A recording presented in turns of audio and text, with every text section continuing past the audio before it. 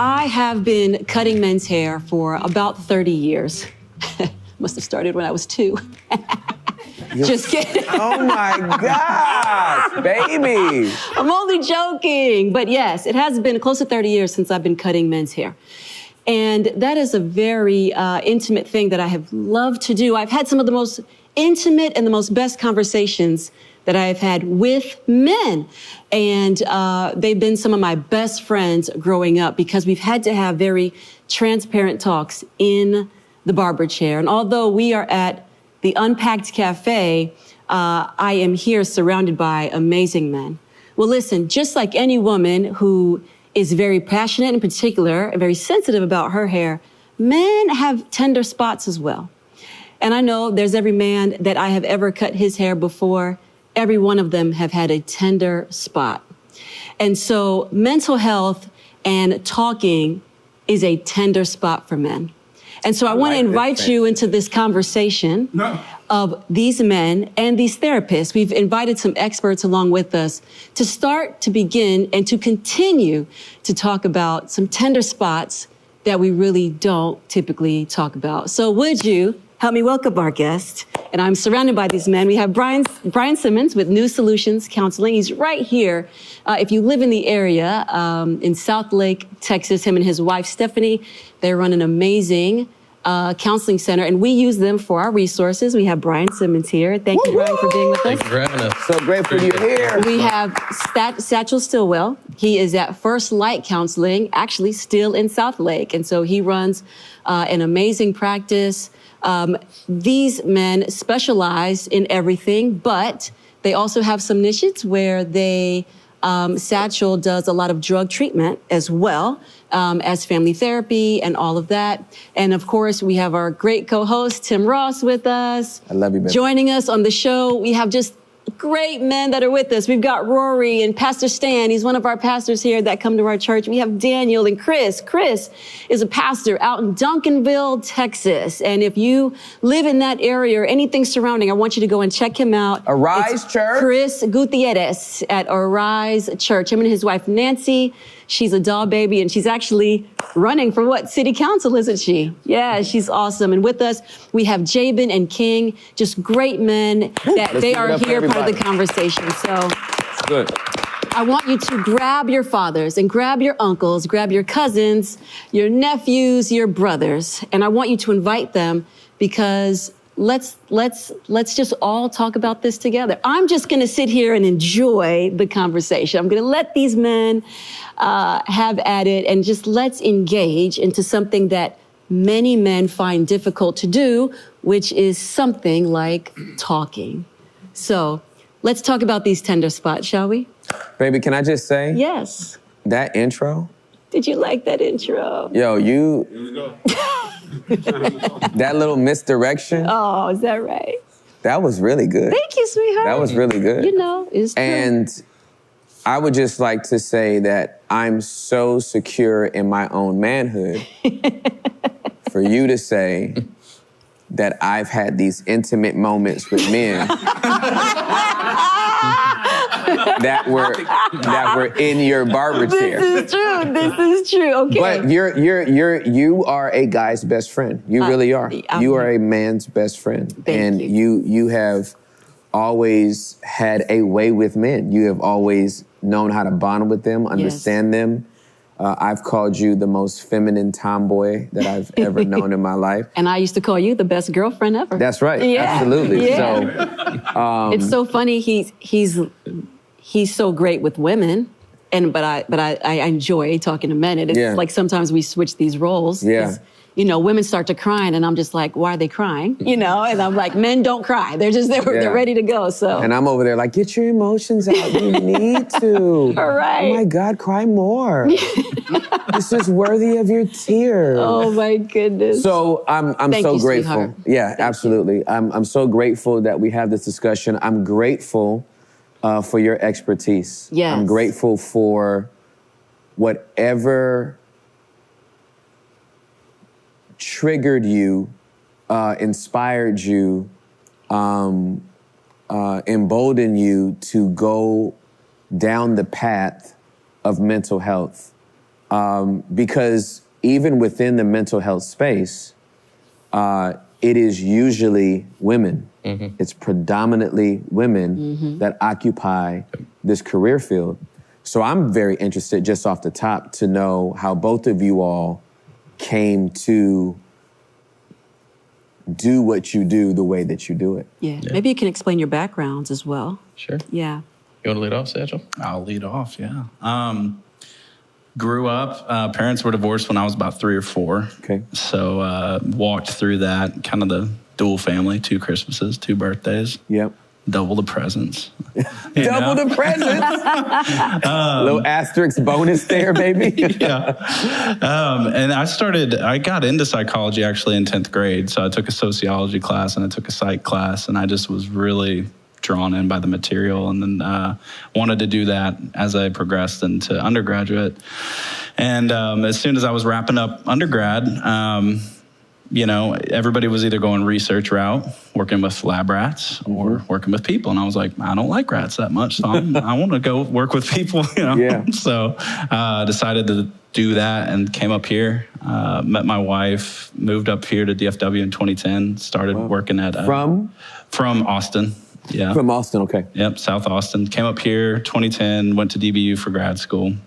And then I worked at Cassie Reed Counseling, worked there for 7 years. And then I also worked at the treatment center called Stonegate Center for 7 years. I was the clinical director there as well. Wow. So, and then transitioned out, started in the middle of a pandemic, opened up a practice. Yes. So that was perfect cool. time. Great timing. There you go. I'm really smart like that. So my wife and I run that. She's the one that really keeps it going, and I'm the one that's kind of the visionary, and so we work really well together. But we have 9 other therapists that work there in addition to myself. Awesome. Great. So yeah, Great. Yeah, that's awesome. Fantastic. Yeah. So my transition into counseling was one I really didn't ever see coming. I kind of feel like as I do this job pretty much every day, I think the Lord's just standing over my corner smirking at me, because so I was a law enforcement officer before I became a therapist for 15 years. I love law enforcement. Thank you for your service. Appreciate it. Appreciate it. The reality is, though, I came out of law enforcement very traumatized from, and I have no problem saying that. Yeah. How many years? 15. Yeah. So there was a lot that I saw and experienced, a lot of circumstances that stayed with me and hung with me, but I didn't really understand it. So a lot of the benefits of the practice we do now has been a process of evolving and kind of learning through that process. But so initially I was the guy that was like, therapy is for those that are weak. Like, I don't need it. I was never introduced to it at a younger age. Yeah. So I had a very opposing viewpoint, but I did what probably what every man would do, or the intro to therapy that a lot of guys do, which is I went to marital therapy, right, with my wife at the time, because that's what a good husband does, right? Like, you can't say no to that when it's on the table, or else, now it starts to affect how you look, right? So that was my introduction into therapy, pretty much, and it was a really cool thing, because I will say honestly, unfortunately, that marriage didn't work out. I mean, that was a marriage that had kind of been spawned, and it started during my traumatized years, I would say, and I wasn't anywhere near the husband I could have been, for sure. But in the therapy room, it was interesting because, the therapist was astute, and she recognized that, we came in as a couple, and then she's like, I want to meet with both of you individually, right? And let's kind of find out what's going on that's not being said, right? Yeah. And so we did that, and I had my individual session with her, and I walked in there, of course, ready to just unload my litany of complaints that were totally righteous and justified, and I was in there about 10 minutes, and to this day, I can't recall or tell you the words that were said. Yeah. But I had a moment where I was sitting on the couch, and I recognized that was the only place in my life that I'd ever felt safe, and I lost it. I fell apart. So I went in there all emboldened, ready to go, and I mean, it came over me in a way that I couldn't even prepare for. And her words just cut straight through my defenses, and I mean, I lost it. It was ugly crying, Yeah, good. And so it was interesting because I walked out of that session, and 30 days later, I was enrolled in a counseling program, and 2.5 years later, I had my master's. So And I'd already kind of had a little bit of an intro because I was a hostage negotiator at that time. Oh my God, you're my guy. Yeah, so I do that too. So there's a lot. I mean, I was in law enforcement. I did a lot with the crisis intervention. I was kind of on the forefront of that movement. Yes. Doing a lot of training of officers locally in the DFW area. Yeah. And so then, we work in our practice with pretty much everything. We're eclectic, but we specialize in particular on trauma. That is our focus. And anti-sex trafficking work as well. For sure. So we do a lot of speaking and teaching and all that. So that's kind of where we're focused. That is awesome. I want to say something, but really quick, for those that are in law enforcement, firefighters, military, EMS. EMS. A lot of times I know, you guys either don't have the time or maybe just even the desire to go. But listen, you have somebody right here that knows what you're going through, who's been through it, and is like, I'm here to help you turn your life around as well. And so, listen, we have these two guys here to bring the expertise to our conversation, but they're here to help. And, it's interesting, you talked about just now, last week, we were talking about feeling safe and having a safe environment. That's exactly right. About, your environment being traumatizing. And we had an entire thing on feeling safe and what happens when we're not safe, and how we end up sometimes maybe even growing up and perpetuating our unsafe behaviors to others, that we try to protect, we actually project that on others. And so, that's very interesting. You said, I felt safe. Yep, that was the key. Yeah. So. I wanna, obviously I'm getting visuals. Yeah. And so and he's spazzing out over there of all the law enforcement stuff. And the hostage negotiations. Yeah, the hostage negotiations. Yeah. Sure. So here's the visual I have. The visual I have, talking about the safe environment, right? Where you were able to like emotionally get some stuff out, right? I'm intrigued by this because we did talk about last week, safe environments, not trusting certain people.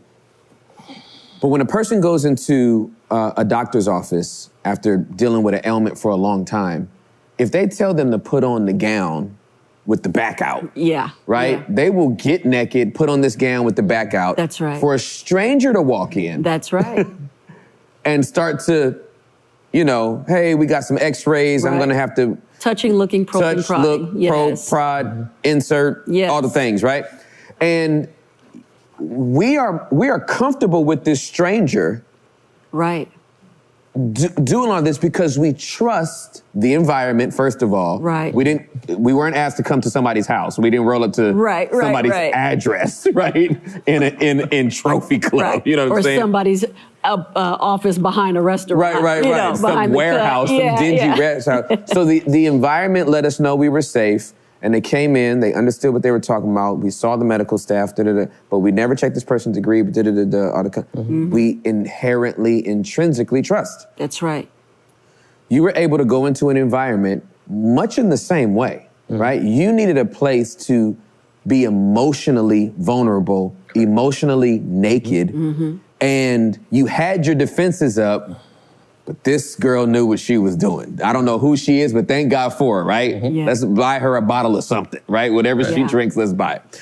And I think just to tie into what we were talking about last week, sometimes we're looking for safe people. I've been hurt by so many people. Right. I need to how do I find safe friends? Maybe you don't start with a friend. Right, for sure. Maybe you start with the therapist. That's right. And maybe that's your only other safe person. For sure. And that's the only other safe place. Right. And you do it from the inside out. Yep. So let's start with the person that is trained to walk with you emotionally. And then as you get tools, you'll be able to help people that will be your potential friends understand how to treat you. I've been traumatized. This is how I am. Here are my boundaries. Right. I can't go drinking with you. I get triggered if we go here. I need to be in on 4th of July by 3:00. Remember, we had a friend that was in the military? We had a friend that was in the military, and him and his wife would come over for 4th of July. But they had to leave before the fireworks got started because all the booms. Yeah. He was an Army Ranger, operator, went on very dangerous missions. And so by the time, it's 6:00. By nightfall, they were out. The blinds are shut. jazz is playing very loud. You know what I mean? Something very, very calming and soothing. And he's got his dog. His therapy dog. Therapy dog. And they get through the night. You know what I mean? Yeah. So I just want to... That's trauma. That is trauma, right? Yeah. I just want to address and kind of tie in. Yeah. Well, if anybody was kind of like hanging out on the whole, I don't trust people and I don't know how I'm going to open up. Start with the person. Yeah. That has the environment that's safe, and they can tell you how to get safe relationships after that. And you can also find people that are consistent. Yeah. You know, there's certain people that you'd be like, you know what, that person, they've just been consistent over the years. You know, you got to watch people. You got to give people time. You got to watch them. And it's how you find a friend. It's how you get referrals. Yeah. Same thing. Even when you're going to go find a counselor or therapist, you need to get referrals. You know, you need to do your homework. You need to do your research. Because I know a couple that was just telling me probably last week, they're like, we went to a marriage counselor, but they didn't work out for us. We got to go to another one. Yeah. That's okay. It's like finding a good barber. It's like finding a good barber. Yeah, you might have to date a couple of them before you settle in. And there's nothing wrong with that. There's nothing wrong with that. I want to make a statement, and then I want to ask a question. So the statement, again, around the therapy is, we're talking about this.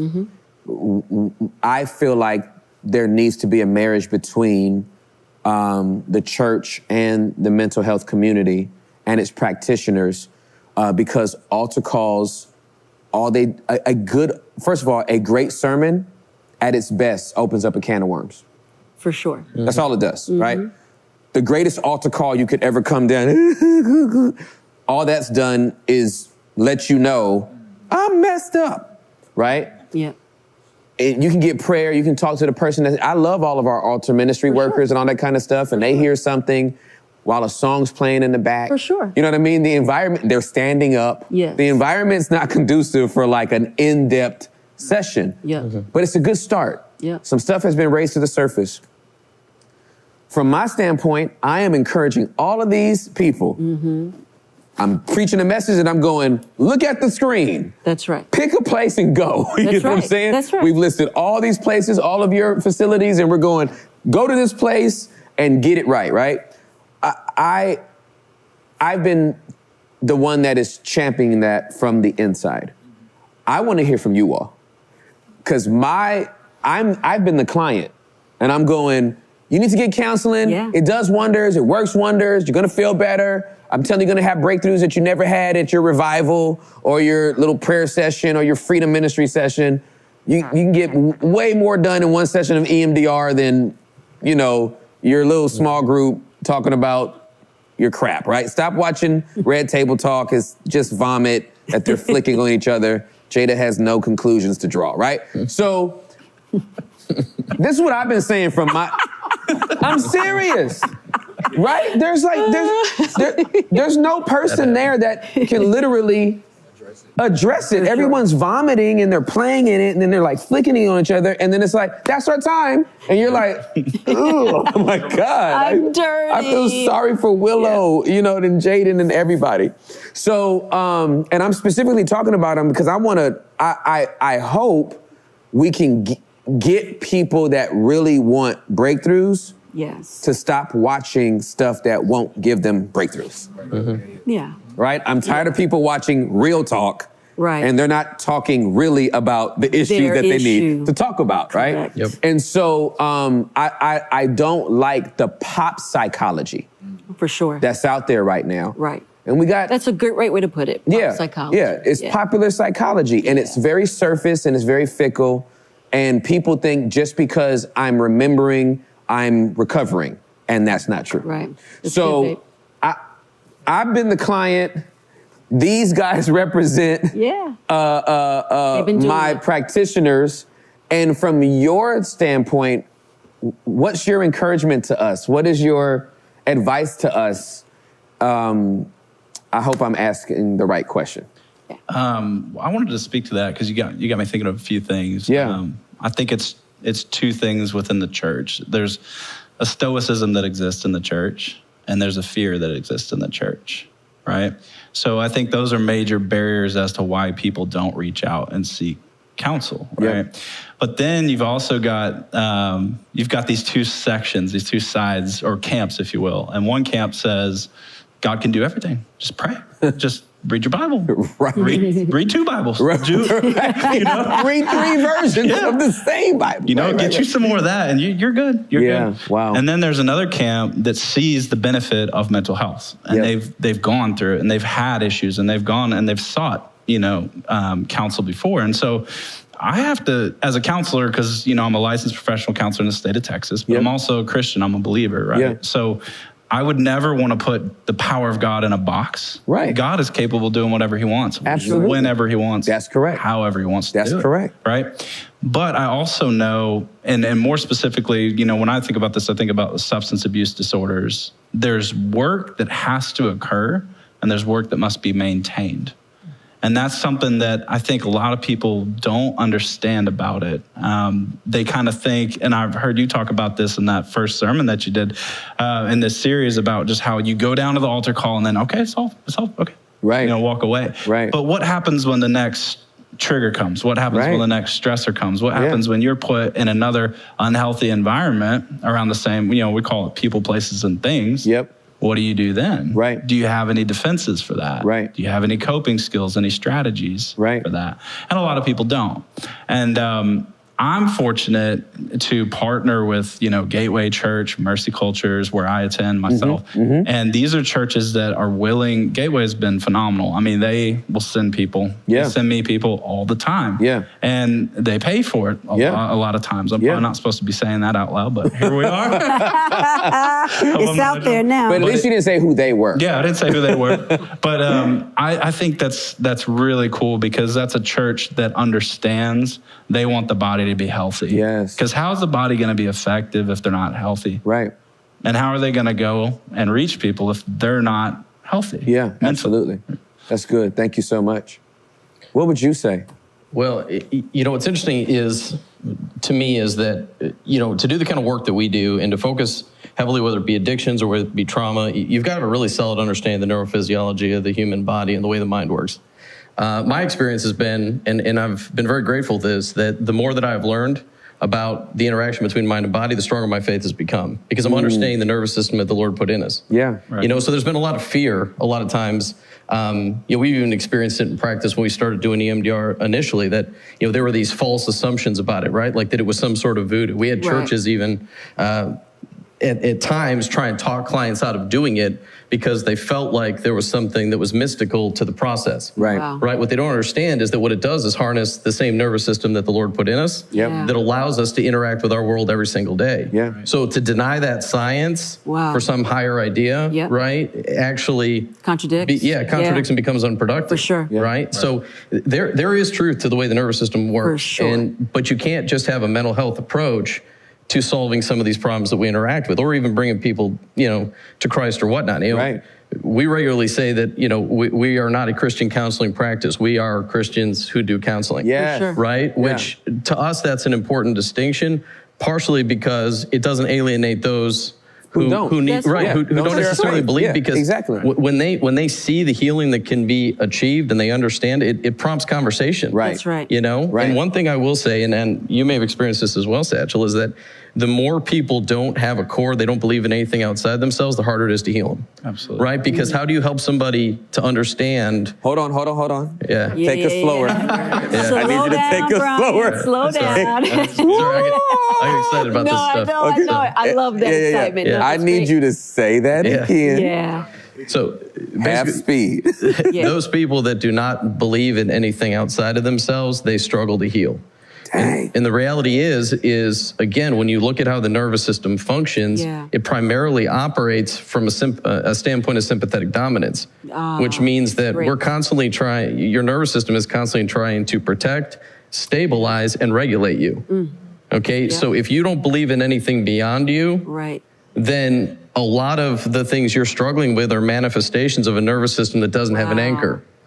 Or doesn't have an exit, huh? Exactly. Wow. You basically become that anchor. Wow. Which then means you drag that anchor around with you. So how do you release something that's bothered you? How do you deal with shame, guilt, regret, any of these emotions that we all struggle with? How do you battle anxiety when you're the center of the universe? Wow. Your own universe. right? Gosh, that's so great. So That's so great. So the liberation that comes a lot of time comes or prompts an exploration of something beyond them once they start to heal, because they realize they can't hold on to these they can't hold on to these self-driven concepts and identify and heal the way that they need to. It starts to prompt a growth and a motivation to look at something, to see a bigger picture, because again, trauma, disorders, they create tunnel vision. When you're in a state of self-protection, you're in a state of selfish protection. Wow. You know, your view shrinks.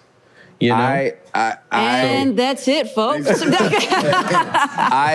So I think you've just extended the sermon series I'm in. I thought I was going to be done after recovery, but I think I'm going to have to do one. That's fantastic. On what you're grounded in, what you're anchored in. That's right. We actually touched around this on our last program. Last couple weeks, when we started talking about not trusting anybody. Well, if I don't trust anybody, I'm only trusting myself. I only trust me to get me through this. Yeah. Correct. Yeah. And you become your own ball and chain. Yeah. Right? Well, and trust doesn't live in the mind, it lives in the body. Yeah. Which is also phenomenal and different from what we're taught. Most of the mental health information doesn't really a lot of what's out there doesn't accurately teach us how to interact with the world appropriately. Yeah. Because a lot of the science on this stuff is really new. That is so powerful. Wow. Yeah, that's so powerful. I'm going to let that marinate real quick. How does that sit with you fellas listening to this, you know, hearing what Brian is saying? How does that sit with you guys? You guys just jump in. Well, Brian just told me I'm my own problem. Hey. That's exactly. He just told me. I am applauding the self-awareness. That's right. Yeah. Because I believe in God. Yeah. But the fact that I don't trust, right, or I don't have, I just don't trust people like that. It's hard for me to heal. Yeah. Because I don't open up to people. I don't open up to. This is as much as I've ever opened up. I'm gonna be honest with you. Yeah. Like I sit at home by myself. I'm in the house I'm in the studio by myself. Yeah. That's not a thing. And the fact that he just said, when you can't open up or you don't believe in anything, I'm being selfish. And like, I'm the one that said a couple of weeks ago that it's the community of me. Yeah. Trust me. Yeah. You know, and I don't want to be selfish like that. And I just think it's crazy to hinder yourself. Yeah. Yeah. You know, I like to look in the mirror and be okay with me. Yeah. Yeah. And thank you so much. And I'm going to have to come see you now because... now there's two people, right? Now there's two. There's your second safe space. Listen, whoa. Go get it. Yeah, get it. Ain't nothing but a drive. I appreciate that. Okay, but now see, I wanna say to you, that's the biggest step move right there. Is not denying that, that ain't me. Right. He not talking about That's why I applauded the self-awareness, because most people, the truth to hit them right in the chest and they'll be like, That's right. Oh, amen, brother. That's exactly right. Yeah. And go right back home and turn the lights off and close the curtains. Yeah, and the older you get, the harder it is. It is. To accept it and to accept the self-awareness. Yeah. Because the older you get, the more stubborn you get in your way. And so you end up saying, oh, well, or it's too late for me, or I don't need to do all that. Right. You know, all that's not necessary anymore. Everybody's grown now. Go I'm ahead. so glad you said this. Yeah, come on. Ooh, I'm so glad you said this. The finger, yeah. I'm going to tell you why I'm so glad you said this. Tell me, honey. I'm going to cite two passages of scripture, and then I want you all's take on this. God comes to Abraham when he's 75 years old. Yes, he does. And ask him to do something that he has never done in his entire life, believe in a way he's never believed in his entire life, to proceed in a way that he's never done in his life, to lead in a way, I can make it all rhyme. That's okay? Right.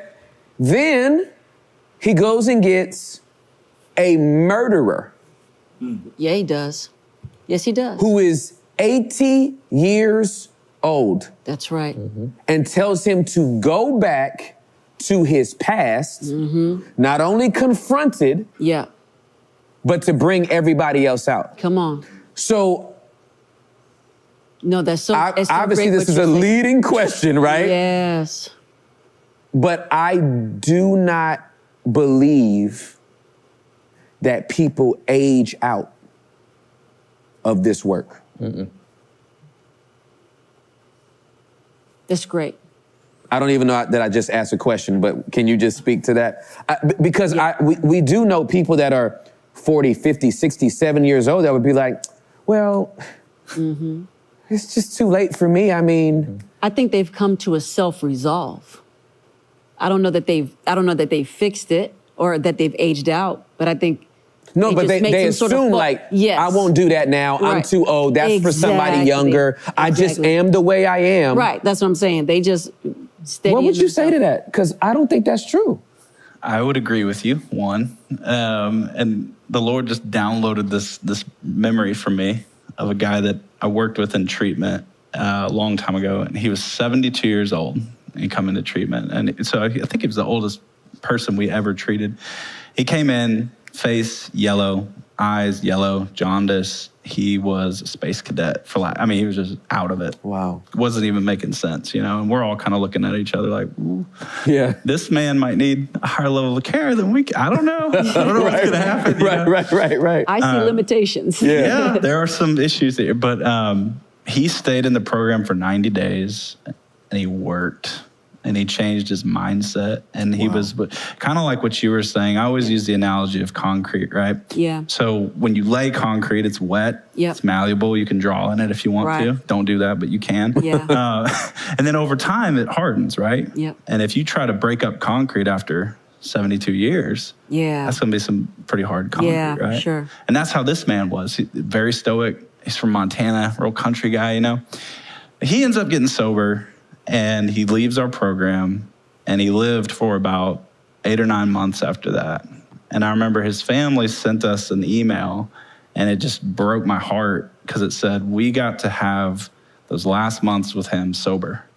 And that was the best time we ever had with him. And there were pictures of him with his grandkids graduating and college graduation, you know. I was thinking to myself, isn't that profound that this man's lived this way for, I don't know, 30, 40 something years. And even though he got this last bit of time on earth, at least he got it was the most significant, productive, substantial, substantive time that he had. Yeah. And he got to give that to his family as a gift. There's no expiration on therapy. As far as age, no matter how old you are, you know, go and take care of your demons. Right. Bottom line, you know, before you die, get rid of them. Yep. Hey, everyone, I am so sorry we have to stop it right here, but there is more to come. I really hope that this is encouraging you, that this is blessing you, that this is really getting down into your soul. I'm hoping it's beginning to sort of unravel some things that's going to cause you to kind of seek some help and seek some guidance. Anyway, we're not done. We're just getting started. So would you meet me back here next week, Wednesday at 7?